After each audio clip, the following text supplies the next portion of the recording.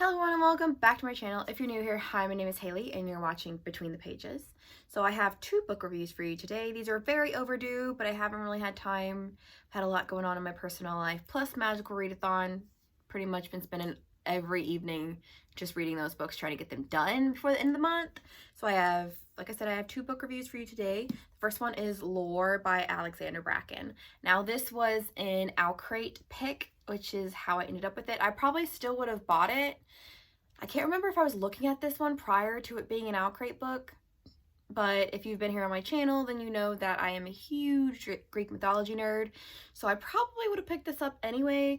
Alexandra Bracken is also the author of Silver in the Bone and another series that I can't remember. I'll put it right here somewhere on the screen. I think it's a very popular series, but so I had an okay time with this. It's basically about this thing called the Aegon that happens every 7 years, and it kind of like jumps cities. So like this year it's in New York City, sometimes it's in Paris or Japan, or like it's a major city, and the Greek gods come down, like become mortal for 7 days, and so hunters from the different families, so there's like the house of Achilles, the house of Perseus, which is what Lore belongs to, and a bunch of other houses are trying to hunt down the gods, because if you kill a god, then you get their powers and you become like the new, like say you kill Aphrodite and you become the new Aphrodite and everything like that, like you get their powers and everything. So yeah, Lore, I love her. She's so sassy and funny, and then her best friend Miles is like the best. He's not part of the whole like hunter family thing. He's just a normal human, like, you know, the rest of us. Loved him also. He was hilarious. Him and Lore have great chemistry. Castor is the love interest, and it was the whole like childhood best friends to lovers trope, which was fine. I mean, Castor is kind of like this nerdy, like sensitive, soft boy, so like I liked him, of course. Like I said, Lore is part of the House of Perseus, and there's a rival family that is trying to get the Aegis or Aegis. I'm not entirely sure how you pronounce that, like in the Greek language, which is the shield that Perseus mounts Medusa's head to, because that's why this has Medusa's snakes, because the House of Perseus, their thing is, like their masks are Medusa and everything, and so it made a lot of sense that her family's the only one who can wield it, considering that like in mythology it was given to Perseus. I believe it was given to Perseus by Athena. I may be wrong about that. It's been a while since I've read the myth of Perseus, and I probably should have researched that before coming on here, but like I said, we don't research anything, we just wing it. That is how we do it on this channel.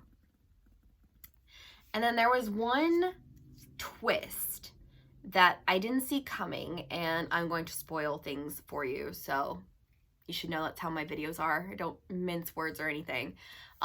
Gil, who Lore was taking care of and who like saved her and became her like pseudo father figure, he ended up being Hermes, which I didn't see that coming, and I like that it was Hermes, because Hermes is one of my favorite Greek gods. He's just like, in a lot of things you see him like depicted as like sassy and like kind of like mischievous, because that's just the kind of god he is. So I liked that.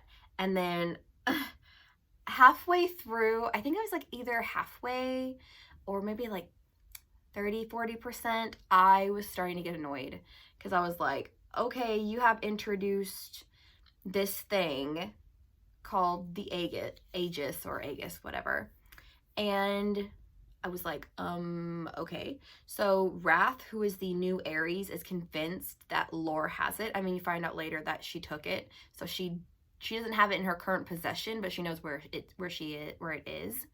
And I was like, I know it's not her feather necklace, but I was like, I don't think it's been introduced unless I completely missed it. And it's like, nope, we didn't miss it. it's just like, it keeps getting mentioned, and I was like, okay, but where is it? And you don't find out till like 75% in, you're like, oh, okay, why didn't we just do this earlier? So I was like,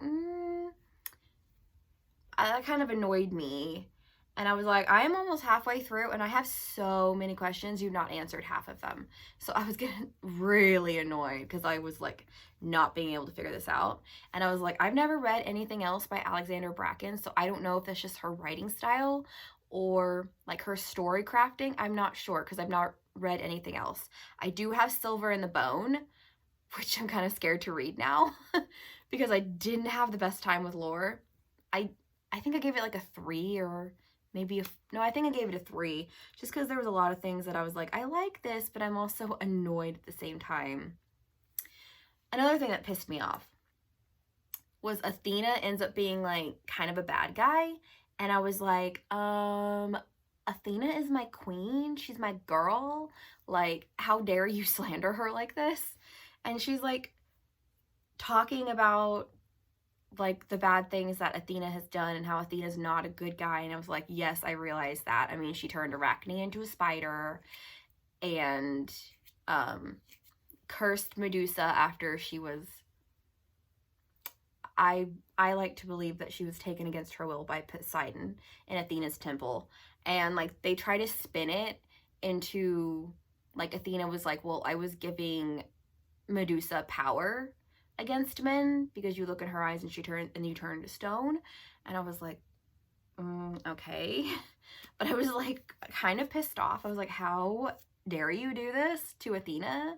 Because like it just seemed like everything she was doing was so out of character of what I know about her from mythology. And I was like, why are you doing this? This is so disrespectful to Athena. You should be ashamed.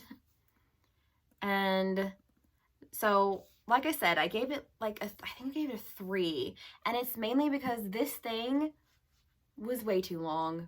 You know that I'm not a big book girly unless you're doing something epic like Lord of the Rings or Game of Thrones or even Sarah J. Maas, because her novels and her books feel very epic. So I'm like, yes, give me more. I need more. But this could have been cut down by like 100, 150 pages, and honestly, it would have been fine because like there's like 3 different points where they make a plan, they follow it through, it fails. They make a plan, they follow it through, it fails. And this happens like 3 times. And I'm like, can y'all not learn from your mistakes? Clearly your plans are not very thought out and they're horrible. Like, do something else. But the one thing I will give it is that in the end, Athena was redeemed and she did something that I was like, yes, Athena, defender of cities, Pallas Athena would do that. So I was like, okay, I'll give you that. You did kind of redeem Athena in the end. And I was like, that is something that in mythology, I feel like Athena would do to save a city that's about to be destroyed. So I liked that, but I am just like not excited to read Silver in the Bone.